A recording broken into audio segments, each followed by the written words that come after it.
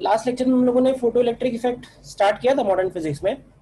और photo electric effect में basic बातें ये थी कि अगर फोटोन एनर्जी वर्क फंक्शन से ज़्यादा है तो वो फोटोन जो है वो इलेक्ट्रॉन एब्जॉर्ब करेगा और फिर वो इलेक्ट्रॉन इजेक्ट हो सकता है वर्ड इसलिए यूज़ कर रहे हैं क्योंकि अगर मान लो फोटोन एब्जॉर्ब करने के बाद वो दूसरे इलेक्ट्रॉन से और एटम से कोलाइड होता है तो वो अपनी एनर्जी लूज कर सकता है। तो अगर वो लूज करते हुए एनर्जी उसकी वर्क फंक्शन से कम रहेगी तो फिर वो बाहर नहीं निकल पाएगा। और अगर कोई इलेक्ट्रॉन कोई भी कोलिजन नहीं करता है, विदाउट एनी कोलिजन अगर वो बाहर आ रहा है तो उसकी जो काइनेटिक एनर्जी होगी वो के मैक्स से हम लोग रिप्रेजेंट करते हैं। और के मैक्स की जो वैल्यू होगी वो फोटोन एनर्जी और वर्क फंक्शन का डिफरेंस होगी। बेसिकली फोटोन एनर्जी दो पार्ट में यूज हो रही है, एक तो वर्क फंक्शन को ओवरकम करने में और दूसरा काइनेटिक एनर्जी प्रोवाइड करने में। ठीक है ना। तो अगर कोई electron without losing any energy in collision बाहर आता है तो उस केस में उसका के मैक्स होगा, तभी उसको के मैक्स लिखते हैं। इन जनरल जो इलेक्ट्रॉन्स बाहर आ रहे होंगे जिनको हम लोग फोटो इलेक्ट्रॉन्स बोलते हैं उनकी काइनेटिक एनर्जी 0 से लेके के मैक्स के बीच में कोई भी वैल्यू हो सकती है। किस इलेक्ट्रॉन की बोल सकते हैं, ठीक है ना। किस इलेक्ट्रॉन की क्या काइनेटिक एनर्जी होगी ये नहीं बता सकते, हम ये बोल सकते हैं कि इलेक्ट्रॉन्स की जो काइनेटिक एनर्जी का रेंज है वो कंटिन्यूअस रेंज है, मतलब कि हर एनर्जी का कोई ना कोई इलेक्ट्रॉन अवेलेबल है 0 से लेके के मैक्स तक। और फिर हम लोगों ने कुछ प्रॉब्लम्स भी सॉल्व किए थे लास्ट में, इंपॉर्टेंट पॉइंट्स बहुत सारे इसमें कवर हो गए। ठीक है, और एक दो प्रॉब्लम और करते हैं फिर आगे बढ़ेंगे और थ्योरी में। तो एक ये प्रॉब्लम आपके सामने है, इसको ट्राई करिए।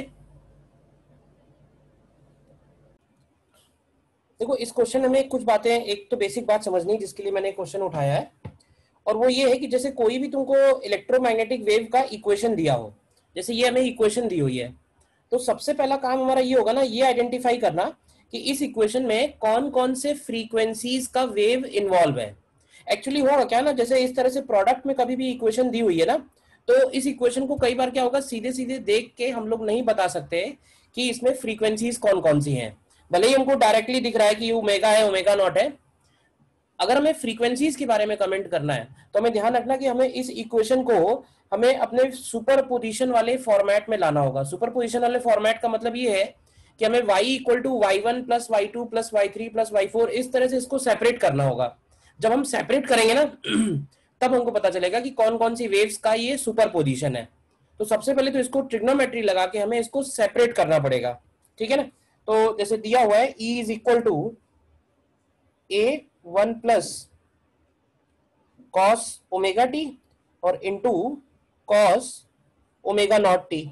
तो इसमें से एक टर्म तो अलग आ जा रहा है, वो है A cos omega naught T, और दूसरा टर्म आ रहा है A cos omega T cos omega naught T. तो इसमें हम क्या करेंगे, two cos A cos B वाला फॉर्मूला लगाएंगे। तो two cos A cos B को क्या लिख सकते हैं, क्यों भाई,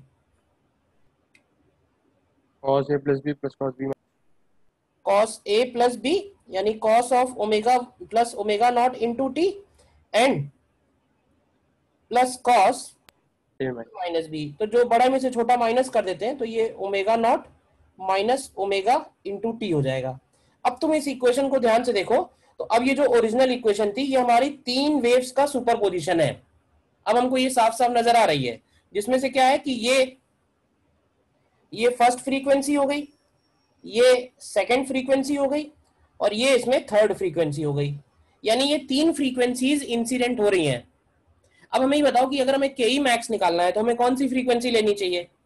के मैक्स के लिए तो हमें मैक्सिमम लेना चाहिए ना। तो फॉर के मैक्स के लिए हम ओमेगा 2 सेलेक्ट करेंगे। ओमेगा 2 की वैल्यू है ओमेगा प्लस ओमेगा नॉट, लेकिन ध्यान रखना ये ओमेगा है तो ओमेगा को हम लोग लिखेंगे ना 2 पाई न्यू। तो यहां से तुम न्यू की वैल्यू निकालो, तो न्यू की वैल्यू बनेगी ओमेगा प्लस ओमेगा नॉट और अपॉन में 2 पाई। ठीक है, और के मैक्स कितना लिखेंगे, तो आइंस्टीन्स फोटो इलेक्ट्रिक इक्वेशन अब लग जाएगी। के मैक्स की वैल्यू होगी एच न्यू माइनस फाई, क्यों भाई, और फाई की वैल्यू कहां से उठाई, फाई की वैल्यू बताई थी क्या टेबल में मैंने। यस सर, 2 से 6। नहीं 2 से 6 तो है लिथियम के लिए, लिथियम का दिया नहीं है ना इसमें, सर लिथियम 2 का मान लेते हैं। लिथियम का एक सेकंड, इस बुक में यही प्रॉब्लम है, डेटा अलग दिया हुआ है, क्वेश्चन अलग है। कोई बात नहीं, बता रहा हूँ।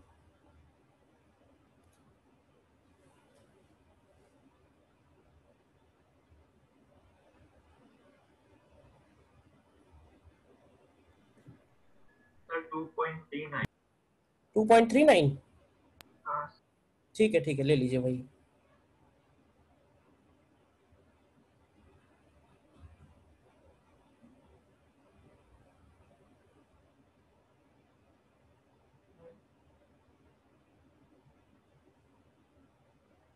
लिथियम के लिए है 2.39 करेक्ट। तो ये वैल्यू इसमें लिख लेना, क्वेश्चन में ही फाई का वैल्यू है 2.39 इलेक्ट्रॉन वोल्ट। ठीक है, देखो मेन पर्पस इस क्वेश्चन का ये था कि हम अलग अलग क्यों कर रहे हैं, बस ये बात तुम्हें क्लियर होनी चाहिए, ठीक है ना। तो ये 0.38 के आसपास आ जाएगा कैलकुलेट करेंगे तो। सर हाँ बोलिए। सर हमने हाईएस्ट फ्रीक्वेंसी क्यों ली है? E highest equals to h nu के हिसाब से, तो E equals to h nu के हिसाब से अगर हाईएस्ट फ्रीक्वेंसी लेंगे तो एनर्जी मैक्सिमम होगी, तो हाँ, kinetic energy of emitted electron least नहीं हो जाएगी? अरे मैक्सिमम होगी ना, ये फॉर्मूला है ना। तुम ये मैक्सिमम करोगे तो ये भी मैक्सिमम होगा ना। यस। भाई फ्रीक्वेंसी ज्यादा से ज्यादा लेंगे तो फोटोन एनर्जी ज्यादा से ज्यादा होगी, फोटोन एनर्जी जितनी ज्यादा होगी जो इलेक्ट्रॉन निकल रहा है उसका के मैक्स भी उतना ही ज्यादा होगा। Yes sir. ठीक है ना। Yes sir.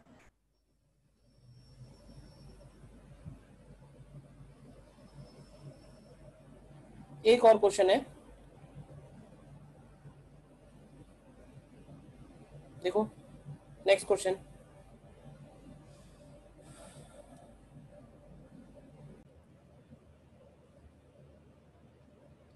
इस केस में क्या है ना, सबसे पहले तो ये दिया हुआ है कि ये 3 वेवलेंथ्स हैं जो एक साथ इंसिडेंट हो रही हैं और इनका टोटल एनर्जी जो है वो तीनों वेवलेंथ्स में इक्वली डिस्ट्रीब्यूटेड है। यानी हर एक वेवलेंथ का इंटेंसिटी जो है वो 3.6/3 यानी 1.2 हो जाएगा। And this beam falls normally on area दिया हुआ है और उस प्लेट का वर्क फंक्शन दिया हुआ है और कह रहा है कि कोई भी लॉस नहीं है और ईच फोटोन इजेक्ट्स 1 इलेक्ट्रॉन। मतलब थ्योरेटिकली इसमें जो फोटो एफिशिएंसी है वो 1 के इक्वल दी हुई है, मतलब एक फोटोन 1 इलेक्ट्रॉन निकालेगा। तो हमें पता करना है कि पहले 2 सेकंड में कितने इलेक्ट्रॉन्स एमिट होंगे। तो बेसिकली हमें ये पता करना है कि ऐसे फोटॉन्स जो इलेक्ट्रॉन निकालने वाले हैं वो कितने इंसिडेंट होंगे, क्योंकि जितने वो इंसिडेंट होंगे उतने इलेक्ट्रॉन्स बाहर निकलेंगे। ठीक है, तो सबसे पहले हम लोग एक काम ये कर सकते हैं कि इसका थ्रेशोल्ड वेवलेंथ निकाल लो। थ्रेशोल्ड वेवलेंथ कैसे निकालोगे, तो क्या इसको हम लोग एच सी अपॉन फाई कर सकते हैं क्यों भाई, या इसको ऐसे लिख सकते हैं 12420 अपॉन फाइव। फाइव का मतलब है 2.3 इलेक्ट्रॉन वोल्ट में, तो ये वैल्यू कितनी आएगी तो भाई, तो ये वैल्यू आएगी 5400 एंगस्ट्रॉम। अब देखो 5400 इसका थ्रेशोल्ड वेवलेंथ है, इसका मतलब ये जो 6216 वाला फोटॉन है ये कोई भी इलेक्ट्रॉन नहीं निकाल पाएगा, ये एब्जॉर्ब भी नहीं होगा क्योंकि इसकी एनर्जी कम है। केवल यही दोनों है जो उसमें से फोटॉन निकालने वाले हैं, जो इलेक्ट्रॉन निकालने वाले हैं, एनर्जेटिक यही बने। तो हमें ये देखना है कि इन दोनों के कितने फोटॉन्स इसके ऊपर फॉल हो रहे हैं। तो ऐसे देखो, energy falling on 1 centimetre square पर सेकेंड फॉर ईच वेवलेंथ, मतलब हर एक वेवलेंथ के करस्पॉन्डिंग कितना एनर्जी फॉल हो रहा है। तो अगर हर एक की करस्पॉन्डिंग निकालेंगे तो इंटेंसिटी हो जाएगी 1.2 10⁻³ वॉट पर मीटर स्क्वायर है, और इसमें सेंटीमीटर 1 सेंटीमीटर स्क्वायर का मल्टीप्लाई और कर देंगे तो ये आ जाएगा 1.2 इंटू 10⁻⁷। ठीक है, और ये हो जाएगा वॉट। एक तरह से पर सेकंड निकाल रहे हैं इसलिए वॉट है। ठीक है, अब इसके बाद नीचे निकालेंगे total number of photons, total number of photons, या फिर ऐसे बोलना चाहिए energetic photons falling on plate. कितने फोटॉन्स फॉल हो रहे हैं, तो वैसे देखो एक फोटोन की एनर्जी है hc बाई लैम्डा और E एनर्जी फॉल हो रही है, एनर्जी हमें मालूम है। तो नंबर ऑफ फोटॉन्स निकालने के लिए क्या हम E में hc बाई लैम्डा 1 से डिवाइड कर सकते हैं और इसी तरह E में से hc बाई लैम्डा 2 से डिवाइड करेंगे। दो ही वेवलेंथ हैं जो फोटोन जो इलेक्ट्रॉन निकालने वाली हैं। कौन कौन सी हैं? एक है लैम्डा 1 जिसकी वैल्यू है 4144 एंगस्ट्रॉम और एक है लैम्डा 2 जिसकी वैल्यू है 4972 एंगस्ट्रॉम।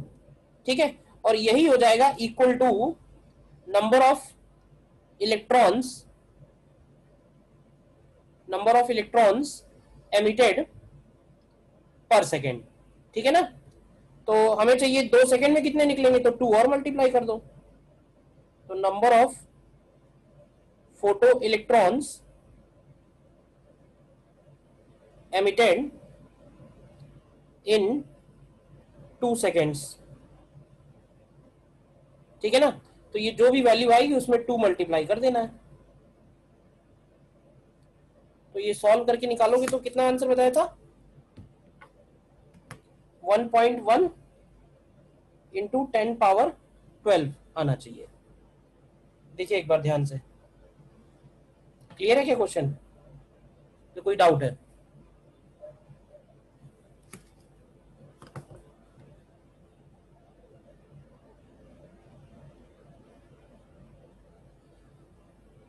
फिर से एक बार सुन लो क्या हुआ इस क्वेश्चन में। इस क्वेश्चन में क्या है कि ये जो एनर्जी है 3.6 10 पावर -3 इतनी एनर्जी एक साथ फॉल हो रही है और ये जो एनर्जी है वो 3 तरह की वेवलेंथ है। मतलब ऐसे समझ लो कि 3 टाइप के फोटॉन्स फॉल हो रहे हैं जिसमें हर एक फोटॉन बीम का एनर्जी फिक्स है।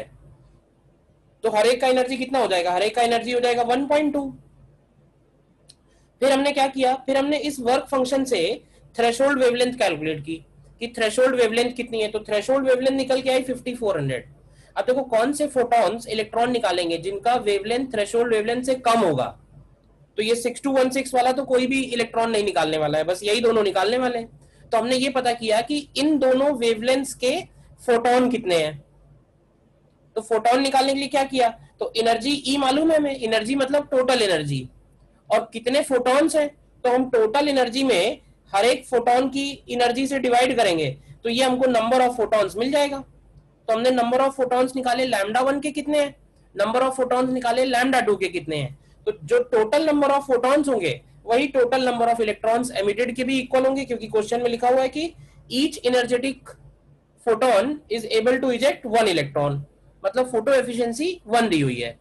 तो टोटल नंबर कर दिया और 2 सेकंड में पूछा 2 और मल्टीप्लाई कर दिया है।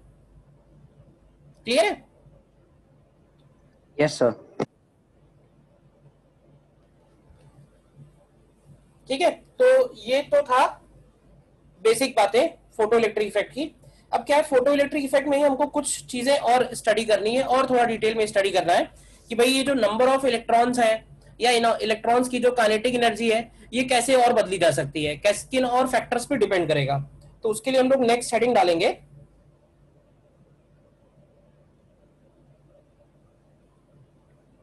नेक्स्ट हेडिंग पड़ेगा experimental study of photo electric effect. Experimental study of photo electric effect. अच्छा, इसमें क्या एक्सपेरिमेंटल स्टडी करने वाले हैं देखते हैं जरा ध्यान से। इसमें हम लोग एक वैक्यूम ट्यूब लेने वाले हैं पहले तो, और ये जो वैक्यूम ट्यूब है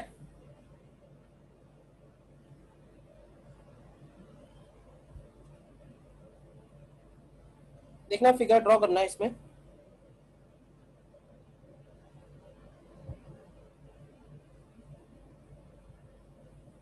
इस तरह से, और इस वैक्यूम ट्यूब में 2 मेटल प्लेट्स हैं जिसमें से एक को हम लोग बोल रहे हैं,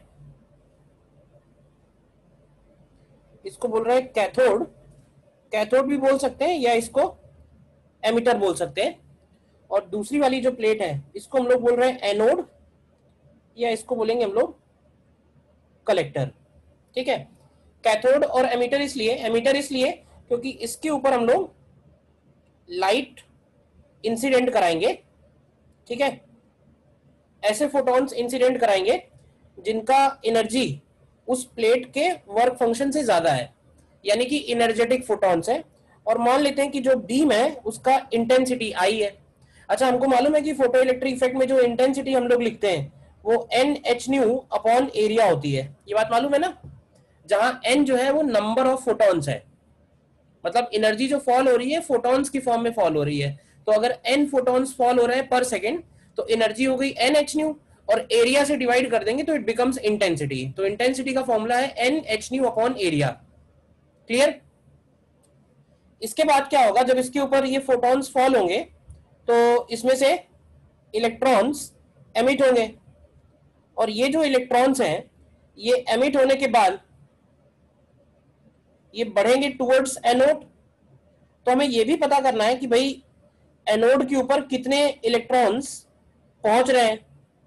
तो अब इलेक्ट्रॉन्स की जो गिनती है वो देख के तो हो नहीं पाएगी कि नंबर ऑफ इलेक्ट्रॉन्स गिन के पता कर पाए हम लोग, तो गिन के नहीं पता कर पाएंगे। तो उसके लिए क्या करते हैं, यहाँ पे इस सर्किट को हम कंप्लीट करते हैं, और इस सर्किट को कंप्लीट करने से यहाँ पे अगर हम एक एमीटर लगा दें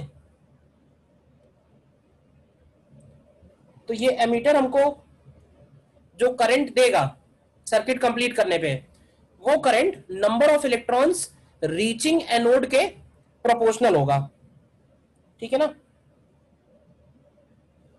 और जरूरत पड़ने पे हम इसको कुछ वोल्टेज भी सप्लाई कर सकते हैं। तो उसके लिए यहां पे हम लोग एक वेरिएबल वोल्टेज का बैटरी भी लगा के रखते हैं, और उस बैटरी का पॉजिटिव टर्मिनल जो है वो इधर एनोड पे है, इसीलिए उसको एनोड बोल रहे हैं। और ये जो बैटरी लगाई है ये वेरिएबल वोल्टेज की है। अच्छा, कितना बैटरी लगेगा, तो उसके लिए बैटरी का वोल्टेज मेजर करने के लिए हम एक यहाँ पे वोल्ट मीटर भी लगा देते हैं। देखो ध्यान से ये पूरा सेटअप पहले तो, ठीक है ना भाई। जब इलेक्ट्रॉन्स कैथोड से निकल के एनोड पे पहुंचेंगे तो ये सर्किट कंप्लीट होगा। सर्किट कंप्लीट होगा तो कुछ करंट फ्लो करेगा, और उस करंट का जो वैल्यू होगा, जो मैग्नीट्यूड होगा, वो number of electrons reaching anode के प्रोपोर्शनल होगा, ठीक है ना। और कितना वोल्टेज हमने अप्लाई किया है वो हमें वोल्टमीटर से पता चल जाएगा, अप्लाई किया है या नहीं किया है, जो भी सिचुएशन है। सर हाँ बोलिए सर, एक बार फिर से बता दीजिए, नेटवर्क थोड़ा सा खराब आ रहा था।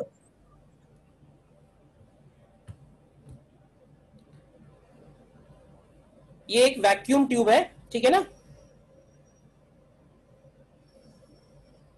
ये एक वैक्यूम ट्यूब है जिसमें एक तरफ कैथोड प्लेट है और एक तरफ एनोड प्लेट है। कैथोड के ऊपर लाइट फॉल हो रही है, इलेक्ट्रॉन्स एमिट हो रहे हैं, और वो इलेक्ट्रॉन्स एनोड पे पहुंच रहे हैं। यहाँ पे हमने एक एमीटर लगा रखा है जिसका जो करंट है वो हमें नंबर ऑफ इलेक्ट्रॉन्स के बारे में बताएगा। और एक बैटरी लगा रखी है सर्किट कंप्लीट करने के लिए, और ये बैटरी जो है वो वेरिएबल वोल्टेज की है। इसका वोल्टेज हम लोग घटा बढ़ा सकते हैं, कितना वोल्टेज अप्लाई कर रहे हैं वो हमें वोल्ट मीटर से मिल जाएगा। एक्चुअली हम करने के वाले हैं, हमें एक ग्राफ प्लॉट करना है, और वो ग्राफ हमें प्लॉट करना है बिटवीन वोल्टेज एंड करंट। मतलब कितना वोल्टेज लगाएंगे तो इस सर्किट में कितना करंट आएगा, वो बेसिकली फोटो इलेक्ट्रिक इफेक्ट की प्रॉपर्टीज से रिलेटेड होगा, ठीक है। तो जरा इसको देखते हैं ध्यान से। सबसे पहले देखो, सबसे पहले इसमें हम ये बोलेंगे कि initially when V is equal to 0, मतलब कि नो वोल्टेज इज अप्लाइड। मतलब हमने बैटरी लगा जरूर रखी है बट उस बैटरी से हमने कोई वोल्टेज सप्लाई नहीं किया, उसकी वैल्यू 0 है, यानी कोई भी वोल्टेज अप्लाई नहीं किया है। तो ये बताओगे जरा कि क्या इलेक्ट्रॉन्स एनोड पे पहुंच रहे होंगे। देखो इसमें से ढेर सारे इलेक्ट्रॉन्स निकल रहे हैं। अब वो जो ढेर सारे इलेक्ट्रॉन्स निकल रहे हैं उनकी काइनेटिक एनर्जी 0 से लेके मैक्सिमम के बीच में कुछ भी हो सकती है। जो इलेक्ट्रॉन्स निकल रहे हैं उनकी काइनेटिक एनर्जी 0 से लेके मैक्सिमम के बीच में कुछ भी हो सकती है। अब होगा क्या, जो हाई काइनेटिक एनर्जी वाले इलेक्ट्रॉन्स होंगे, जिनकी एनर्जी बहुत हाई होगी, वो इलेक्ट्रॉन्स अपने आप एनोड पे पहुंच पा रहे होंगे।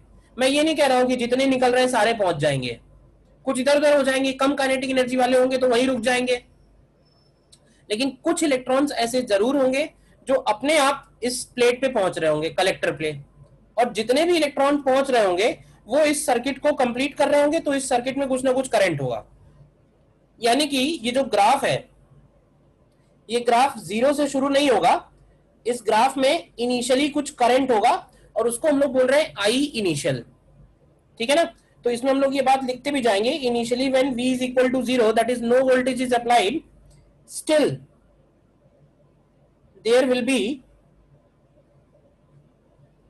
will be few electrons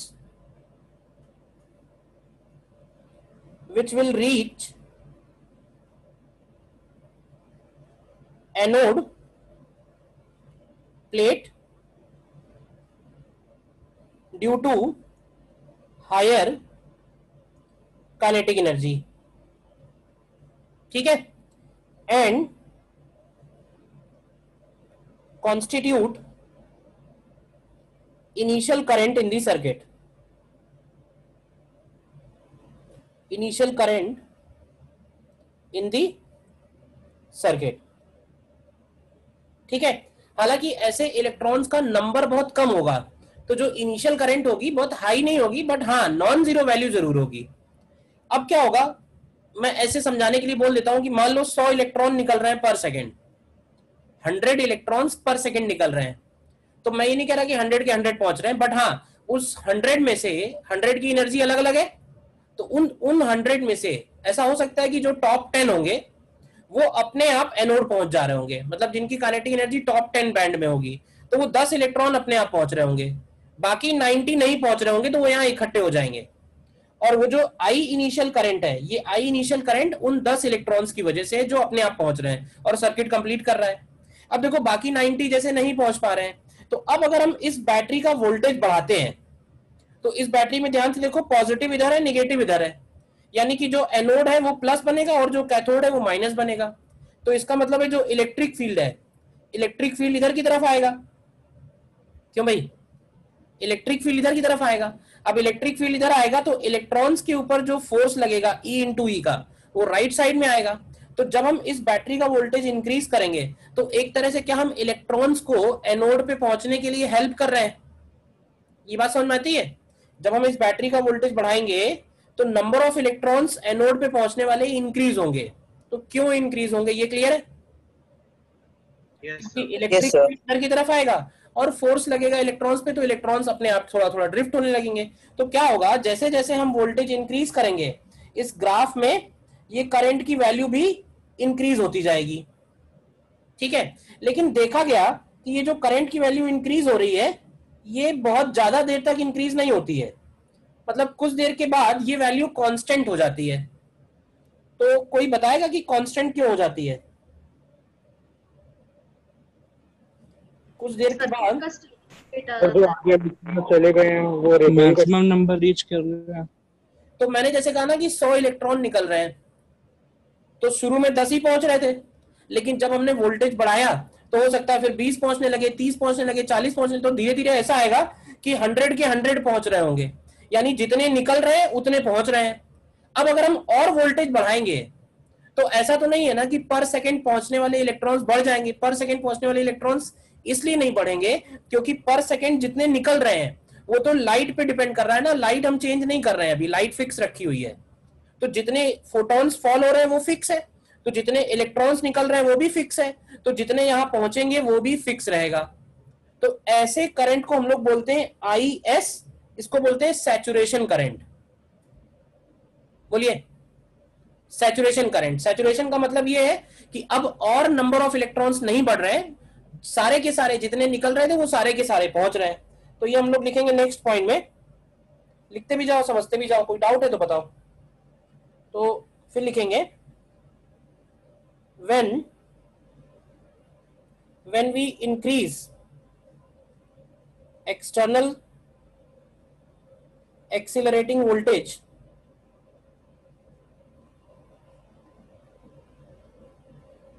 in the direction shown,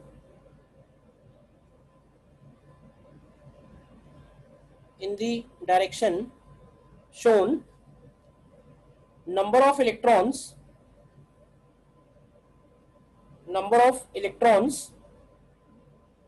reaching anode increases, hence current increases. But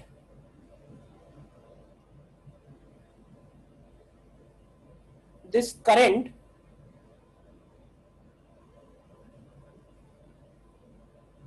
becomes constant after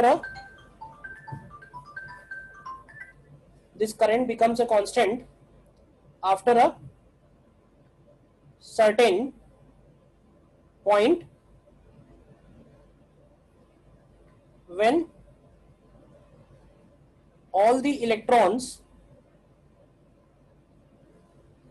are reaching anode. ठीक है, this current is called saturation current, IS, और फोटो करंट. सैचुरेशन करंट और photo current.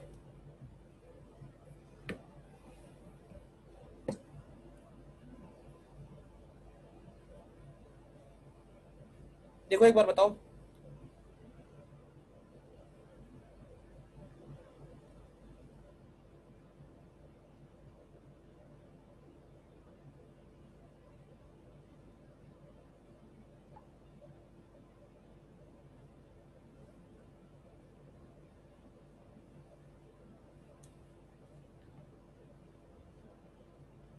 ठीक है ना.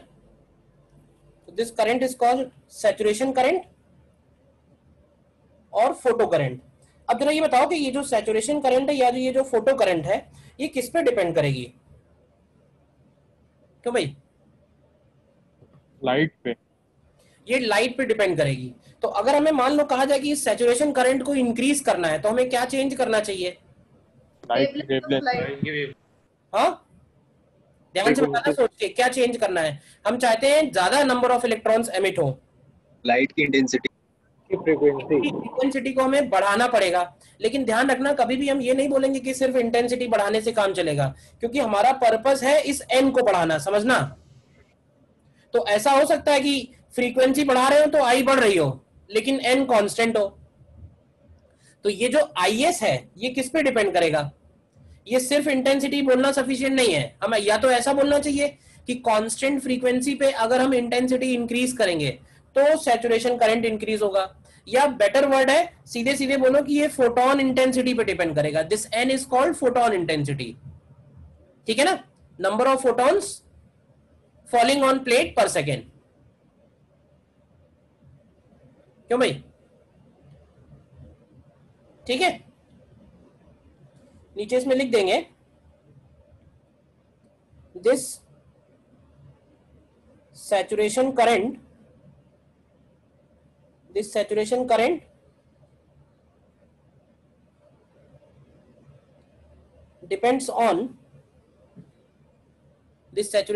depends on number of photons falling on cathode per second. ठीक है, नीचे चाहो तो लिख देंगे कि जो IS है ये प्रोपोर्शनल टू n बनेगी, मतलब n जितना बढ़ेगा IS बढ़ेगा. सिर्फ इंटेंसिटी पे बोलना ठीक नहीं है. ठीक है ना, बहुत प्रिसाइसली और एकदम करेक्ट बोलना है तो फोटोन, नंबर ऑफ फोटॉन्स बोलना चाहिए. बोलिए. ठीक है, इसके बाद हम इसमें एक पॉइंट ये भी डिस्कस करेंगे कि जैसे मान लो कि एक ये कैथोड है और ये एनोड है, अगर हमने इनके बीच में V वोल्टेज लगाया हुआ है और ये है, ये पॉजिटिव प्लेट है और ये नेगेटिव प्लेट है, ठीक है, यानी ये हो गई लोअर पोटेंशियल पे, ये हो गई हायर पोटेंशियल पे। तो यहां से जो इलेक्ट्रॉन निकल रहा है, ध्यान से बताना, यहां से निकलने वाले इलेक्ट्रॉन्स की काइनेटिक एनर्जी मिनिमम क्या होगी, मैक्सिमम क्या होगी, बता सकते हो? क्यों भाई?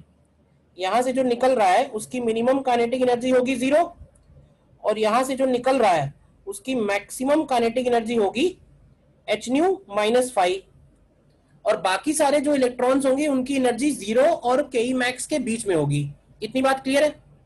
अब ये बताओ कि जब ये सारे इलेक्ट्रॉन्स यहां से यहां जा रहे हैं और एक्सीलरेट हो रहे हैं, तो जब यही इलेक्ट्रॉन यहां पहुंचेगा तो उनकी काइनेटिक एनर्जी क्या होगी, मिनिमम काइनेटिक एनर्जी क्या होगी और मैक्सिमम क्या होगी?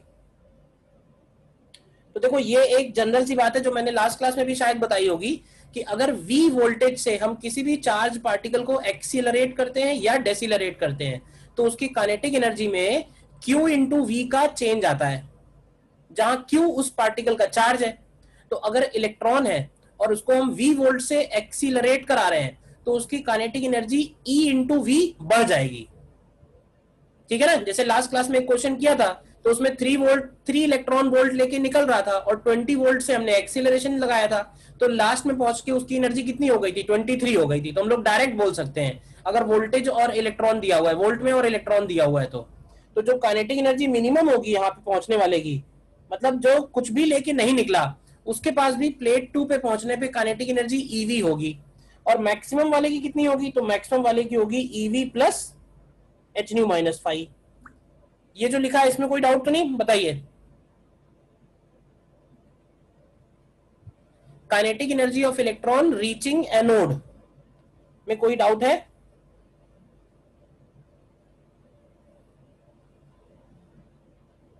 बोलिए।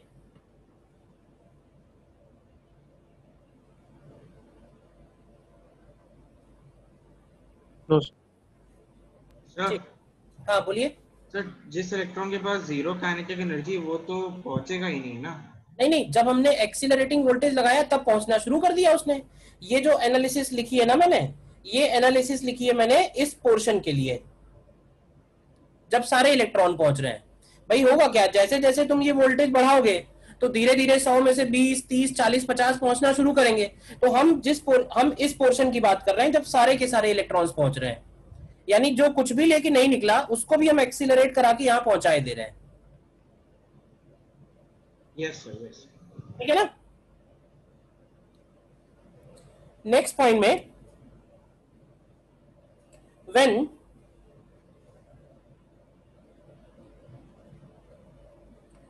नेक्स्ट पॉइंट में लिखेंगे when terminals of battery are reversed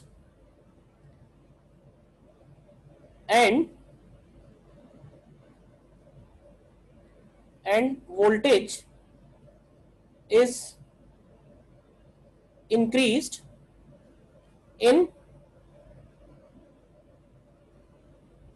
opposite direction। अब मान लो जिसको हम लोग पहले एक्सीलरेटिंग वोल्टेज बोल रहे थे, अब अगर हम उसको रिटार्डिंग वोल्टेज के फॉर्म में लगाएं, रिटार्डिंग वोल्टेज बढ़ाने लगे तो क्या होगा? मतलब ये जो डायग्राम बना है, डायग्राम में दूसरा नहीं बना रहा हूं, बस तुम ये समझ लो कि इस बैटरी के टर्मिनल हमने पलट दिए हैं। टर्मिनल पलट देने से क्या होगा कि ये नेगेटिव हो गया और ये पॉजिटिव हो गया। तो शुरुआत में जैसे मैंने बोला था कि 100 में से 10 इलेक्ट्रॉन है जो अपने आप पहुंच रहे हैं, तो अब जब हम नेगेटिव डायरेक्शन में बढ़ाएंगे वोल्टेज तो क्या ऐसा होगा ना कि वो 10 में से हो सकता है 9 ही पहुंचे, 8 ही पहुंचे, 7 ही पहुंचे, और धीरे धीरे अगर हम ये वोल्टेज अपोजिट डायरेक्शन में बढ़ाएंगे तो number of electrons reaching anode कम होता जाएगा, और एक ऐसा पॉइंट आएगा जब कोई भी इलेक्ट्रॉन वहां नहीं पहुंच पा रहा होगा। बताओ, अपोजिट डायरेक्शन में जब हम वोल्टेज बढ़ाएंगे तो number of electrons reaching collector plate will decrease, तब उसको एनोड बोलना ठीक नहीं है, क्योंकि बैटरी के टर्मिनल हमने रिवर्स कर दिए हैं। तो ये वाला एनोड हो गया है, ये वाला कैथोड हो गया है। हाँ, लेकिन एमीटर और कलेक्टर तो हमेशा बोल ही सकते हैं। बोलिए, ये बात क्लियर है? तो ये हमारा नेक्स्ट पॉइंट है। When terminals of battery are reversed and voltage is increased in opposite direction, so then number of electrons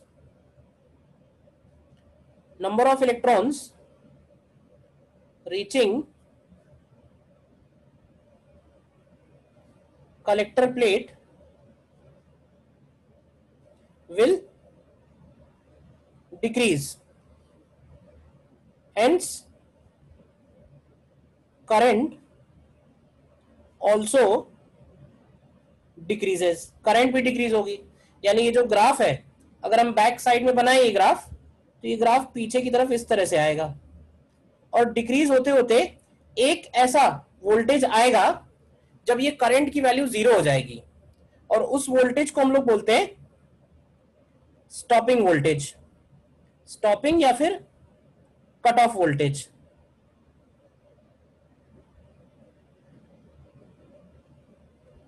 stopping और कट ऑफ वोल्टेज। तो ये कौन सा वोल्टेज है? तो ये वो वोल्टेज है जिसपे कोई भी इलेक्ट्रॉन नहीं पहुंच पा रहा है, या और प्रिसाइजली बोलना चाहिए तो ऐसे, ये वो वोल्टेज होगा जिसपे मैक्सिमम काइनेटिक एनर्जी से निकलने वाला इलेक्ट्रॉन भी नहीं पहुंच पा रहा है। ठीक है ना? नीचे लिखेंगे current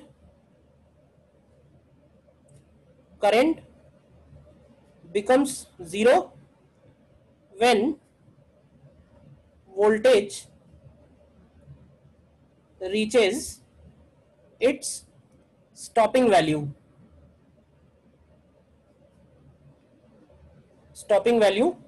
when electron with maximum kinetic energy is unable to reach collector plate. अब देखना, इसको फिर से ध्यान से समझना, इसमें हम फिर से ये वाली बात लिखेंगे। अब ये प्लेट हो गई एमीटर प्लेट, ये प्लेट हो गई कलेक्टर प्लेट। इस बार ये नेगेटिव है, ये पॉजिटिव है, और हमने वोल्टेज Vs अप्लाई किया है। ठीक है? तो पर्पस ये है कि जो इलेक्ट्रॉन Ke मैक्स लेके निकला है वो भी इस प्लेट को टच नहीं कर पाए, यानी कि इसके पास पहुंचते पहुंचते इसका काइनेटिक एनर्जी 0 हो जाए। तो बताओगे Ke मैक्स और Vs में क्या रिलेशन होना चाहिए? क्यों भाई? Ke मैक्स और Vs में क्या रिलेशन होना चाहिए? तो देखो, अगर V वोल्ट से एक्सीलरेट कराते हैं तो E इंटू V बढ़ जाती है, और अगर V वोल्ट से हम डेसिलरेट कराएंगे तो E इंटू V कम हो जाएगी। मतलब अमाउंट वही रहेगा, एक्सीलरेट होना है या डेसिलरेट होना है वो पोलैरिटी पे डिपेंड करेगा। तो यानी जो इलेक्ट्रॉन Ke मैक्स लेके निकला वो भी होते होते होते 0 हो गई उसकी काइनेटिक एनर्जी, यानी जो चेंज इन काइनेटिक एनर्जी आया which is equal to Ke max, now it is equal to E times Vs। बोलो, Ke मैक्स जो होगा वो E Vs के इक्वल आएगा। ये क्लियर है? बताओ यहां तक पहले तो बोलो, पहले यहां तक फिर आगे बढ़ेंगे।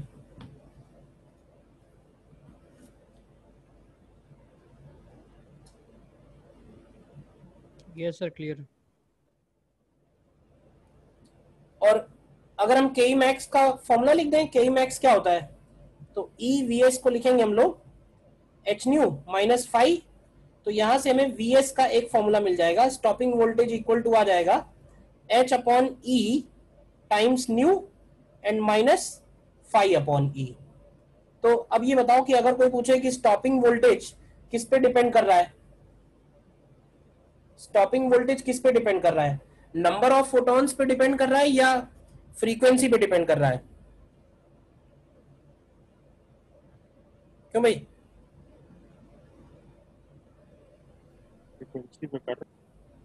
फ्रीक्वेंसी पे कर रहा है।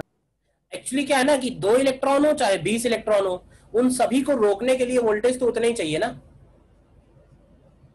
नंबर पे थोड़ा डिपेंड करेगा। जो एक्सीलरेटिंग डेसिलरेटिंग वोल्टेज है वो सफिशिएंट है, वो चाहे 2 इलेक्ट्रॉन रोकने हो या 20 इलेक्ट्रॉन रोकने हो। तो अगर हम फोटोन की एनर्जी बढ़ाएंगे तो फोटोन की एनर्जी बढ़ाने से जो इलेक्ट्रॉन निकलेगा उसकी भी काइनेटिक एनर्जी बढ़ेगी, तो उसको रोकने के लिए हमको स्टॉपिंग वोल्टेज भी ज्यादा लगाना पड़ेगा। तो एक तरह से स्टॉपिंग वोल्टेज डायरेक्टली डिपेंड कर रहा है किस पे, फ्रीक्वेंसी पे। ठीक है ना। ये जो रिलेशन लिखा है इसका हम लोग ग्राफ भी बनाने को आता है, तो ग्राफ भी बना के देख लेते हैं।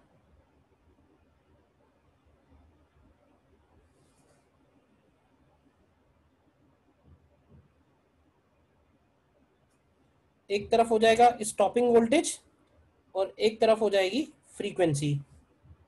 तो ये जो ग्राफ है ये y equal to M X minus C type का ग्राफ है, लेकिन ये जो ग्राफ है ये एक पर्टिकुलर फ्रीक्वेंसी के आगे ही ड्रॉ होगा। बताओ कि ये कौन सी वैल्यू होगी फ्रीक्वेंसी की, और इसका जो tan थीटा होगा वो होगा h/e। मतलब कि किसी भी मेटल के लिए ड्रॉ करो, ग्राफ की जो लाइन का स्लोप आएगा वो सेम ही आएगा। ये कौन सा फ्रीक्वेंसी होगा बताओगे, ये पॉइंट कौन सा है? क्यों भाई? Threshold frequency. h/r। Threshold frequency है। तो थ्रेशोल्ड फ्रीक्वेंसी के पहले वाला ग्राफ डॉटेड क्यों है? क्योंकि थ्रेशोल्ड से कम फ्रीक्वेंसी अगर इंसिडेंट कराएंगे तो इलेक्ट्रॉन निकलेगा ही नहीं। अभी निकलेगा नहीं तो स्टॉप किसको करोगे? तो स्टॉपिंग पोटेंशियल की बात तभी आएगी जब इलेक्ट्रॉन निकलना शुरू होगा, यानी when it increases beyond new threshold. ठीक है ना। थ्रेशोल्ड की वैल्यू क्या लिखते हैं हम लोग, this is equal to phi upon. ठीक है। अच्छा एक बात का ध्यान रहे, कई बार ये बड़ी मिस्टेक होती है, जो स्टॉपिंग वोल्टेज है ना इस फॉर्मूले में तुम ध्यान से देखो तो वो फ्रीक्वेंसी के प्रोपोर्शनल नहीं है। प्रोपोर्शनल का मतलब अलग होता है। हाँ ये जरूर बोलेंगे कि फ्रीक्वेंसी अगर हम बढ़ाएंगे तो स्टॉपिंग वोल्टेज भी बढ़ेगा, बट प्रोपोर्शनल नहीं बोलेंगे। समझ में आई बात?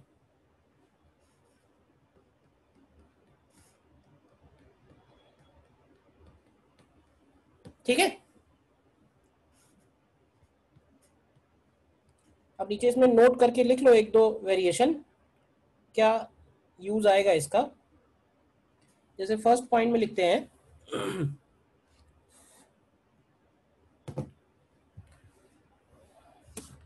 तुम बताना मुझे, सपोज अगर हम फ्रीक्वेंसी कांस्टेंट रख रहे हैं और इंटेंसिटी बढ़ा रहे हैं तो क्या चेंजेस आएंगे, मतलब कि सैचुरेशन करंट में क्या फर्क आएगा, स्टॉपिंग वोल्टेज में क्या फर्क आएगा, ये बताना है हमको। बोलो। तो ऐसे बोल सकते हैं कि अगर फ्रीक्वेंसी कांस्टेंट है और आई बढ़ा रहे हैं तो number of photons falling on emitter will increase. ठीक है। तो नीचे हम लोग लिख सकते हैं hence I S increases, saturation current बढ़ेगा, and what about VS, VS will be constant. क्योंकि वीएस किस पे डिपेंड कर रहा है, वीएस डिपेंड कर रहा है सिर्फ फ्रीक्वेंसी पे। और इसी तरह से अगर सेकंड पॉइंट में बोला जाए कि when number of photons constant है और आई को बढ़ा रहे हैं फिर से, तो क्या कहेंगे? क्यों भाई? देन आई एस की वैल्यू कांस्टेंट होगा और वीएस जो है वीएस विल इंक्रीज। मतलब मेरा सिंपली से मतलब यह है कि हम सिर्फ और सिर्फ इंटेंसिटी पे आंसर ना करें, हमें इंटेंसिटी के साथ साथ उसके फ्रीक्वेंसी के बारे में भी पता होना चाहिए, तब हम कमेंट कर पाएंगे ठीक ठीक। क्योंकि अगर सिर्फ लिखा हुआ है इंटेंसिटी बढ़ा रहे हैं तो इंटेंसिटी बढ़ा रहे हैं तो कंफ्यूजन है कि फ्रीक्वेंसी बढ़ा रहे हैं या फिर नंबर ऑफ फोटॉन्स बढ़ा रहे हैं।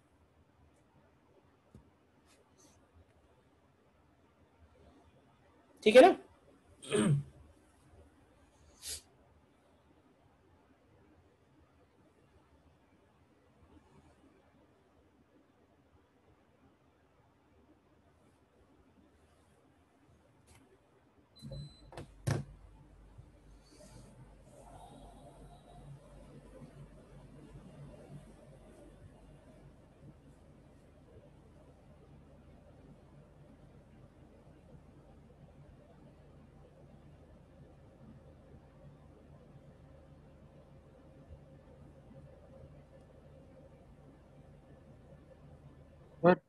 हाँ बोलिए। एक बार फिर से बता दीजिए कि जो आईएस था वो केवल एन पे क्यों डिपेंड? आईएस किस पे डिपेंड कर रहा है? आईएस बेसिकली डिपेंड कर रहा है number of electrons reaching anode पे। Number of electrons reaching anode पे डिपेंड कर रहा है आईएस। अब इलेक्ट्रॉन्स कितने पहुंच रहे हैं पर सेकेंड, वो डिपेंड इस पे करेगा ना कि कितने इलेक्ट्रॉन निकल रहे हैं। Yes sir. अगर हम वोल्टेज बढ़ाते भी हैं तो इलेक्ट्रॉन हायर काइनेटिक एनर्जी से पहुंच जाएंगे, लेकिन नंबर ऑफ इलेक्ट्रॉन्स थोड़े ना बढ़ जाएगा। नंबर ऑफ इलेक्ट्रॉन्स तो डिपेंड कर रहा है जो लाइट इंसिडेंट हो रही है उस पे, और लाइट को हम जब तक चेंज नहीं करेंगे तब तक आईएस में चेंज नहीं आएगा। Yes sir. हाँ बोलिए। सर वोल्टेज बढ़ाने पे नंबर ऑफ इलेक्ट्रॉन्स एनोड पे बहुत ज्यादा। वोल्टेज बढ़ाने पे नंबर ऑफ इलेक्ट्रॉन्स कहाँ फर्क पड़ रहा है? नंबर ऑफ इलेक्ट्रॉन्स कम हो जाएंगे। पॉजिटिव वोल्टेज बोल रहे हो या negative voltage? Sir positive voltage. हाँ, पॉजिटिव वोल्टेज बढ़ाएंगे तो देखो नंबर ऑफ इलेक्ट्रॉन्स बढ़ रहे हैं तो ये करंट बढ़ रहा है, लेकिन ये करंट बढ़ते बढ़ते फिर थोड़ी देर के बाद फिर कांस्टेंट हो जाएगा, मतलब फिर वोल्टेज बढ़ाने पे चेंज नहीं हो रहा है। तो सैचुरेशन करंट हम तब बोलते हैं जब कांस्टेंट हो गया है। इसके पहले वाली करंट को थोड़ी ना सैचुरेशन बोल रहे हैं। सर एनोड पे पॉजिटिव चार्ज बढ़ाना और पॉजिटिव वोल्टेज वो सब सेम बात है क्या सर? मतलब पॉजिटिव चार्ज बढ़ाना है मतलब वोल्टेज एनोड में बेसिकली चार्ज वोल्टेज बढ़ा दिया। बढ़ाओगे, जब बैटरी का वोल्टेज बढ़ाओगे तो दोनों प्लेट्स के बीच में पोटेंशियल डिफरेंस बढ़ेगा। चार्ज एक्यूमुलेट थोड़े ना हो रहा है, चार्ज तो घूम रहा है। हम बोलते हैं कि ये पॉजिटिव प्लेट है और ये नेगेटिव प्लेट है, बट ऐसा नहीं है ना कि इसके ऊपर पॉजिटिव स्टैटिक नहीं है, वो पूरे सर्किट में घूम रहा है चार्ज। ठीक है सर, ओके सर, समझ गए। ठीक है, तो ये तो हो गया experimental study of photo electric effect. Next इसके बाद एक दो छोटे छोटे पॉइंट और है, नेक्स्ट हेडिंग पड़ेगा photon flux and photon density. Photon flux and photon density. ठीक है, फोटोन फ्लक्स किसको बोलते हैं लिखो नीचे, तो इसमें लिखेंगे हम लोग photon flux is defined as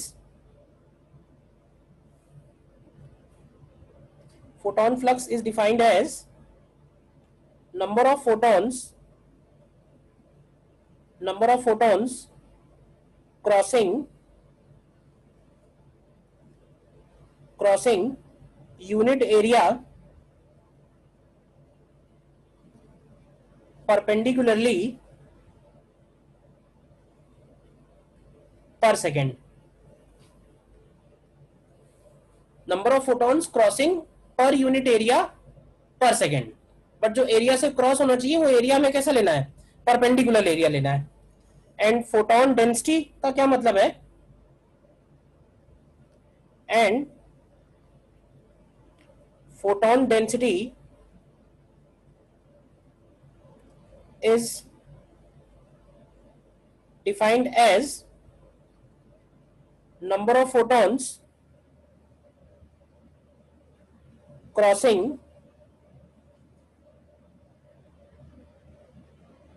per unit volume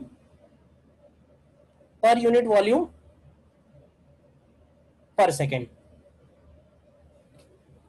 crossing per unit volume per second, इसका मतलब समझते हैं, और इसका मतलब समझने के लिए हम एक एग्जांपल ले लेते हैं, और एग्जांपल लेते हैं for example point source of light. ठीक है, पॉइंट सोर्स ऑफ लाइट का एग्जांपल लेते हैं। अब देखो, अगर लाइट का पॉइंट सोर्स है तो हमको ये तो मालूम है ना कि लाइट का जो पॉइंट सोर्स है उससे जो लाइट एमिट होगी, जैसे ये पॉइंट सोर्स है तो इससे जो भी लाइट एमिट होगी क्या वो स्फेरिकली आउटवर्ड जाएगी चारों तरफ? क्यों भाई, पॉइंट सोर्स ऑफ लाइट से जो भी लाइट एमिट होगी वो स्फेरिकली आउटवर्ड निकलेगी, जैसे कि पॉइंट चार्ज की फील्ड लाइंस होती हैं।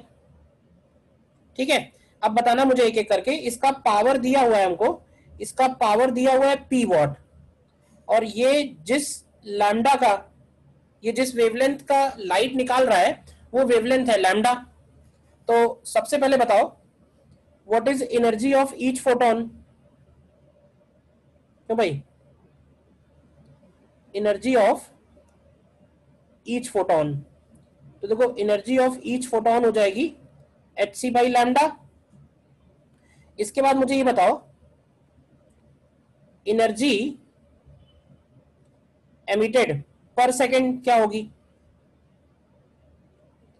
एनर्जी एमिटेड पर सेकेंड, तो क्या energy emitted per second P के बराबर होगी ना, अगर P वॉट है तो इससे हम लोग निकाल सकते हैं number of photons emitted per second. बताओगे क्या लिखना चाहिए, equal to number of photons emitted per second, n equal to क्या आएगा, P upon hc by lambda। तो इसको लिख सकते हैं P upon hc by lambda. ठीक है, तो ये वैल्यू आ जाएगी P लैम्डा अपॉन hc। अब मुझे बताओ कि ये जो फोटोन है ये कहां से निकल रहे हैं, कौन से एरिया से क्रॉस कर रहे हैं। तो ऐसे बोल सकते हैं कि ये सारे के सारे फोटोन इस r रेडियस के स्फेयर को एक साथ क्रॉस कर रहे होंगे, और वो भी पर सेकेंड। फोटोन रेस्ट पे नहीं है, सारे के सारे फोटोन जो है वो मूविंग है विद स्पीड ऑफ लाइट। तो ऐसे बोल सकते हैं ना कि ये सारे photon, n number of photons कितने एरिया को क्रॉस कर रहे हैं। तो ये पूरा का पूरा एरिया है 4πr²। तो अगर हमें फोटोन फ्लक्स चाहिए तो फोटोन फ्लक्स कैसे डिफाइन करेंगे। तो देखो फोटोन फ्लक्स की वैल्यू हो जाएगी number of photons crossing per unit area पर सेकेंड। तो अगर इसका हम डिस्टेंस यहां से यहां का r ले रहे हैं तो ये n अपॉन 4πr² आएगा, और इसी को हम लोग लिख सकते हैं इक्वल टू n का वैल्यू डाल दें अगर, तो ये हो जाएगा P lambda upon 4πr² hc। अच्छा एक बात और बताओ, P अपॉन 4πr² को क्या लिख सकते हैं, P अपॉन 4πr² को इंटेंसिटी। तो ये फॉर्मूला इंटेंसिटी के फॉर्म में भी लिखा जा सकता है, it is I lambda upon hc। तो ये आ गया फोटोन फ्लक्स का फॉर्मूला। लेकिन ये फोटोन फ्लक्स का फॉर्मूला हम लोगों ने किसके लिए निकाला है, this is valid for point source. ठीक है,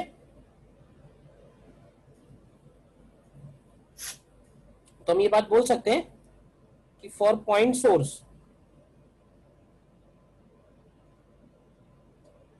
सोर्स ये जो 5p है ये इनवर्सली प्रोपोर्शनल टू r² बनेगा, और जो सैचुरेशन करंट है वो 5p के प्रोपोर्शनल बनेगी, यानी सैचुरेशन करंट भी 1/r² के प्रोपोर्शनल होगी।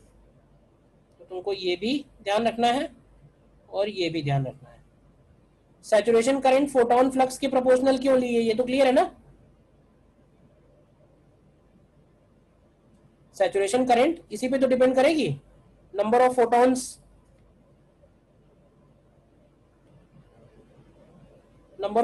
फॉलिंग पर सेकेंड पे पर यूनिट एरिया।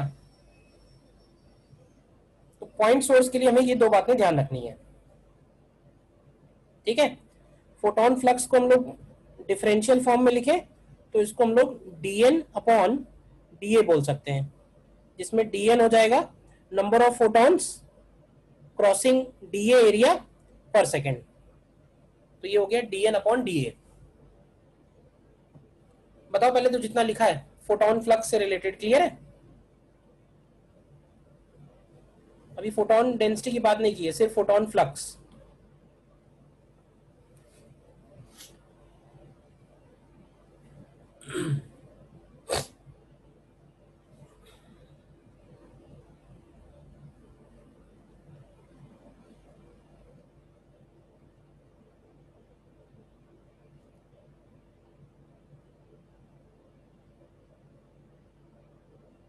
ठीक है, इसके बाद आते हैं फोटोन डेंसिटी को समझते हैं। तो जैसे मान लेते हैं कि हमने ये एक स्मॉल एरिया लिया है DA, और इस स्मॉल एरिया में कई सारे फोटॉन्स हैं, और ये सारे के सारे फोटॉन्स ट्रैवल कर रहे हैं with speed of light c, और मान लेते हैं ये जो फोटॉन्स का नंबर है वो dn है। तो ये बताओगे कि एक सेकंड में ये फोटॉन्स कितना डिस्टेंस ट्रैवल करेंगे एक सेकंड के अंदर। तो एक सेकंड के अंदर ये सारे के सारे फोटॉन्स c डिस्टेंस ट्रैवल करेंगे। तो मुझे ये बताओ कि एक सेकंड के अंदर इन्होंने वॉल्यूम कितना स्वीप आउट किया, कितना वॉल्यूम कवर किया एक सेकंड के अंदर। C/D। एक सेकंड के अंदर जो वॉल्यूम स्वीप किया वो है C/D। तो जो फोटोन डेंसिटी है, photon density is defined as number of photons crossing unit volume per second, यानी dN/dV। तो देखो dN/dV अगर करोगे तो ये हो जाएगा, क्या लिखेंगे इसको, dN/C/dA। तो क्या इसको हम 5P/C लिख सकते हैं। तो ये तुम डायरेक्ट फॉर्मूला याद रखो फोटोन फ्लक्स और फोटोन डेंसिटी के बीच में। अगर हमें फोटोन डेंसिटी चाहिए तो फोटोन फ्लक्स में हम स्पीड ऑफ लाइट से डिवाइड कर देंगे, दैट्स इट। ठीक है, बताओ निकाला कैसे, ये क्लियर है।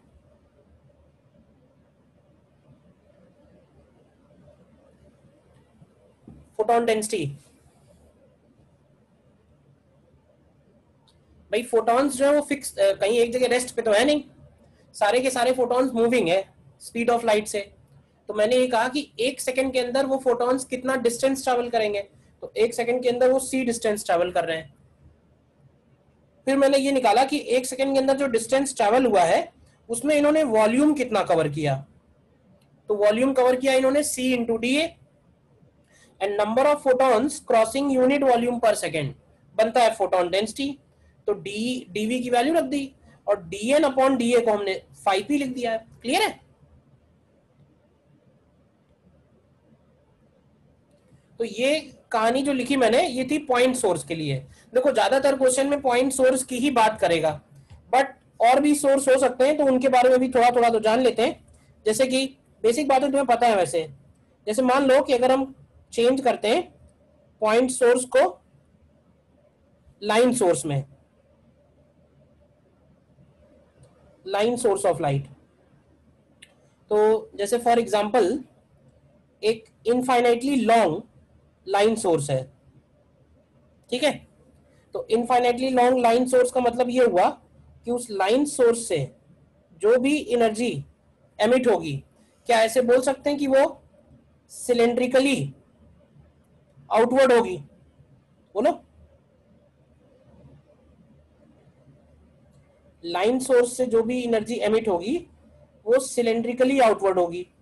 तो उस लाइन सोर्स से r डिस्टेंस पे फोटोन फ्लक्स क्या बनेगा, क्यों भाई। तो इस केस में जो फोटोन फ्लक्स होगा ना, वो number of photons upon area, area में इस बार 2πr/l लेंगे, अगर ये l लेंथ का हमने ये सरफेस लिया है तो फोटोन फ्लक्स r के इनवर्सली प्रोपोर्शनल बनेगा। और फोटोन डेंसिटी निकालनी है तो हमें मालूम ही है कि सीधे सीधे फोटोन फ्लक्स अपॉन c कर देना है। तो तुम्हें बस ये याद रखो कि r के इनवर्सली प्रोपोर्शनल आएगा। और अगर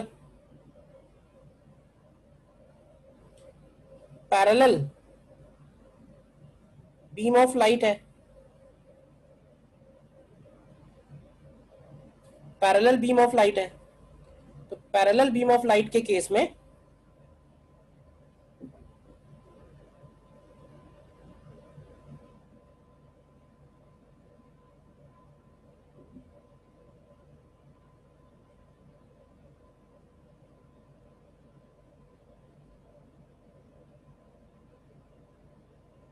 पैरेलल बीम ऑफ लाइट के केस में इंटेंसिटी, ठीक है, फोटोन फ्लक्स और फोटोन डेंसिटी, इन तीनों की ही वैल्यू में कोई भी चेंज नहीं आएगा। क्यों नहीं आएगा? क्योंकि पैरेलल बीम ऑफ लाइट के केस में ये वाला जो एरिया है ये चेंज नहीं होगा, यानी कि जो सारी की सारी एनर्जी है वो उतने ही एरिया में कॉन्सेंट्रेटेड है।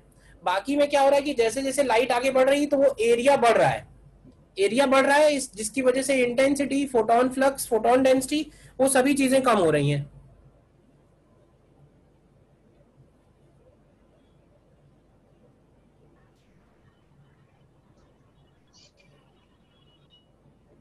ठीक है, बताओ।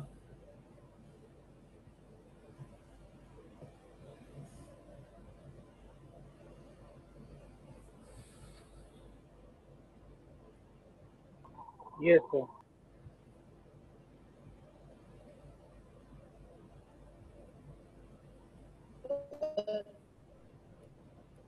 हाँ बोलिए।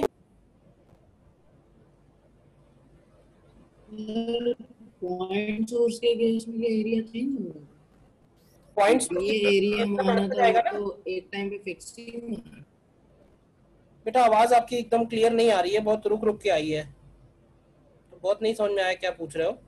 मैं ये कह रहा हूँ कि जैसे जैसे लाइट बाहर निकलेगी ना तो ये स्फेयर का एरिया बढ़ता जाएगा ना, तो जितने पार्ट में डिस्ट्रीब्यूटेड है वो फोटॉन्स, वो एरिया बढ़ता जा रहा है, जिसकी वजह से फोटोन फ्लक्स कम होता जाएगा पॉइंट सोर्स के लिए। लेकिन जो फोटोन डेंसिटी आप लिख के भेज दो, मुझे नहीं समझ में आ रहा है, आवाज नहीं आ रही है आपकी।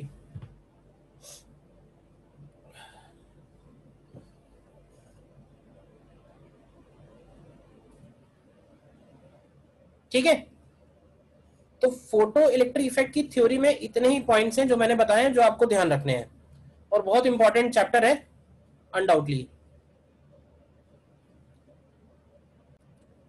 नेक्स्ट क्वेश्चन देखिए फिर आपके सामने, करो ट्राई इसको।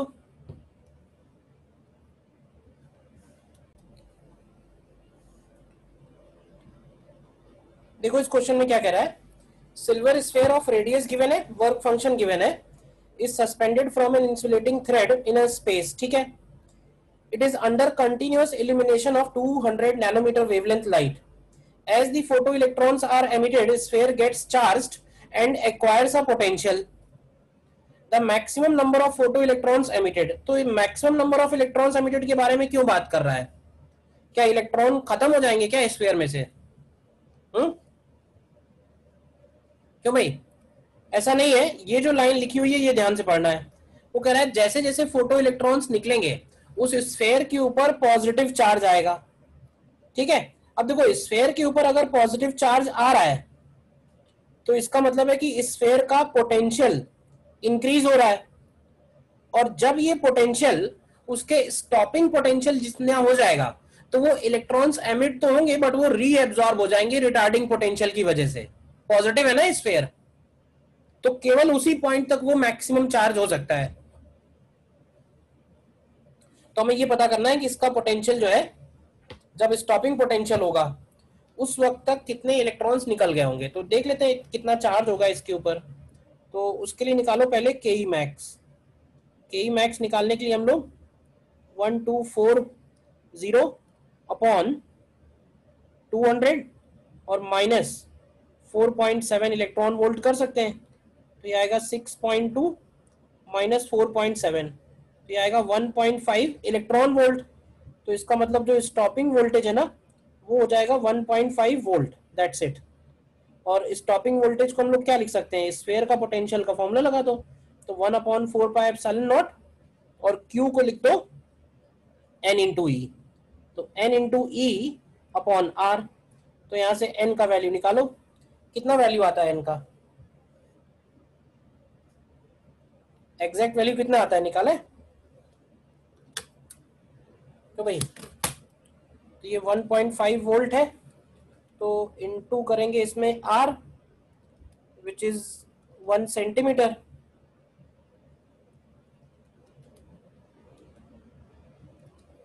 ठीक है, एंड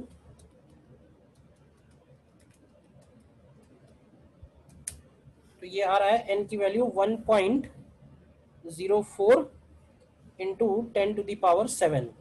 तो क्वेश्चन के अकॉर्डिंग जो Z का वैल्यू है वो 7 हो जाएगा। देखो ठीक है। कर लिया था सभी ने, ठीक है। और देखो नेक्स्ट क्वेश्चन, नेक्स्ट क्वेश्चन देखिए, कैलकुलेशन है, बस केवल फॉर्मूला अप्लाई करना है तुमको। क्यों भाई, पॉइंट सोर्स है, आइसोट्रोपिक मतलब चारों तरफ सेम अमाउंट ऑफ एनर्जी निकल रही है, radially outward all the direction. तो mean density of photon flux at a distance निकालना है। तो ए पार्ट के लिए तो सीधा सीधा फोटोन फ्लक्स क्या लिखेंगे, फोटोन फ्लक्स हो जाएगा P lambda upon 4 pi R square H C. Units वगैरह तुम देख लेना जो भी रखनी है। सेंटीमीटर में क्या आंसर है वो मैं लिख दे रहा हूँ, 6 × 10⁻13 सेंटीमीटर पर सेंटीमीटर स्क्वायर पर सेकेंड। और बी पार्ट के लिए फोटोन डेंसिटी, फोटोन डेंसिटी को हम लोग लिखेंगे photon flux upon speed of light. और ये फोटोन डेंसिटी जो दी हुई है वो 100 दी हुई है, 100 सेंटीमीटर क्यूब।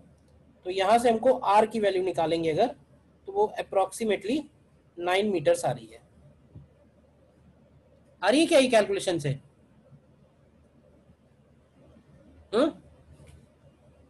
तो भाई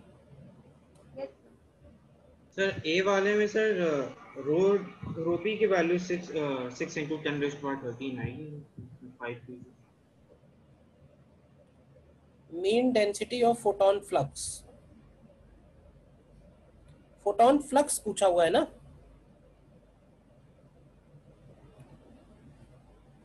फोटोन फ्लक्स आ रहा होगा।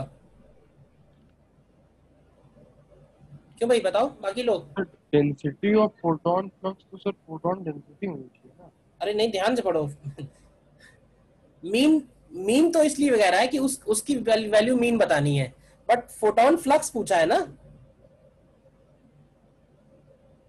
मीन डेंसिटी को उसने ये लिखा हुआ है, मीन कॉन्सेंट्रेशन ऑफ फोटॉन्स। वो भी एक तरह का डेंसिटी ही हुआ ना, बट पर यूनिट पर यूनिट वॉल्यूम नहीं है वो, पर यूनिट एरिया है वो, ठीक है ना। Yes sir. और देखो एक और अच्छा क्वेश्चन है,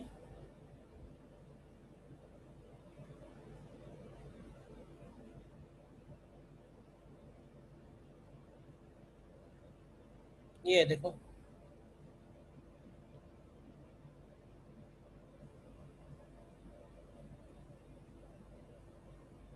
नेक्स्ट क्वेश्चन देखिए,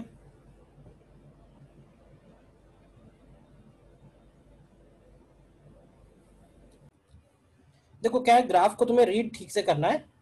अब तो ग्राफ दिया हुआ है स्टॉपिंग वोल्टेज वर्सेस वेवलेंथ का, ठीक है ना। और हमको मालूम है कि अगर हम वेवलेंथ की वैल्यू कम करेंगे तो इलेक्ट्रॉन जो एमिट हो रहा है उसकी काइनेटिक एनर्जी बढ़ेगी, काइनेटिक एनर्जी बढ़ेगी तो स्टॉपिंग पोटेंशियल भी हमको बढ़ाना पड़ेगा। तो वैसे ही ग्राफ बढ़ भी रहा है लैम्डा कम के हिसाब से। अब देखो एक ही इंपॉर्टेंट पॉइंट है, ये जो लैम्डा दिया हुआ है तो ये लैम्डा थ्रेशोल्ड वाला लैम्डा है, क्योंकि इस लैम्डा पे स्टॉपिंग पोटेंशियल 0 है। इसका मतलब है कि वो जस्ट निकल ही पा रहा है, उसको रोकने के लिए कुछ चाहिए नहीं है। तो इसमें हम लोग लैम्डा थ्रेशोल्ड अगर लिखे 240 नैनोमीटर, तो क्या यहाँ से हम लोग फाई की वैल्यू निकाल सकते हैं। फाई हो जाएगा HC अपॉन लैम्डा TH। तो H की वैल्यू देखो दी हुई है, H की वैल्यू दी हुई है, जो दी है वो यूज करेंगे। 4 × 10⁻−15 इलेक्ट्रॉन वोल्ट सेकेंड में, और ये दिया हुआ है 3 × 10⁸ मीटर पर सेकेंड में। तो ये मीटर में आएगा तो नीचे लिख देंगे 240 × 10⁻−9। तो ये वैल्यू कितनी आती है फाई की वैल्यू? 5 इलेक्ट्रॉन वोल्ट, ठीक है। इसके बाद ये देखो, इसके बाद when Vs is equal to 10 volt, तो देखो Vs जब 10 वोल्ट है तो काइनेटिक एनर्जी Ke मैक्स की वैल्यू क्या 10 इलेक्ट्रॉन वोल्ट होगी। तो उस वक्त HC बाई लैम्डा का वैल्यू हम लोग लिख सकते हैं 5 प्लस Ke मैक्स। तो 5 दिया हुआ है 5 और Ke मैक्स हो गया 10, तो यहां से ये आ जाएगा 15 इलेक्ट्रॉन वोल्ट। तो ये जो लैम्डा है इस लैम्डा की वैल्यू निकल आएगी, कितनी आएगी? तो इसको भी लिखेंगे 4 into 10 power -15 into 3 into 10 power 8 and divided by 15 electron volt. तो ये जो लैम्डा आएगा ये ग्राफ के हिसाब से ये वैल्यू 2 लैम्डा नॉट है, क्यों भाई? तो कितना आता है ये वैल्यू, और फिर इसको इसमें रख देना। तो फिर किस में रखना है? इसमें रखना है H C by lambda not is equal to 5 plus E V not. तो यहां से हमको वी नॉट निकालना है। कितना आता है? 25 आ रहा है सबका? Yes sir 25। Yes sir. देखो यहाँ से जो ये जो वैल्यू आएगी ये 2 लैम्डा नॉट की वैल्यू है, तो उसमें से लैम्डा नॉट निकाल के यहाँ रख देना फिर से, और फिर से तुम्हें वी नॉट निकालना है। तो ई वी नॉट की वैल्यू 25 इलेक्ट्रॉन वोल्ट आएगी, तो वी नॉट की वैल्यू 25 वोल्ट हो जाएगी। ठीक है, अच्छा क्वेश्चन है, क्लियर है? बोलो।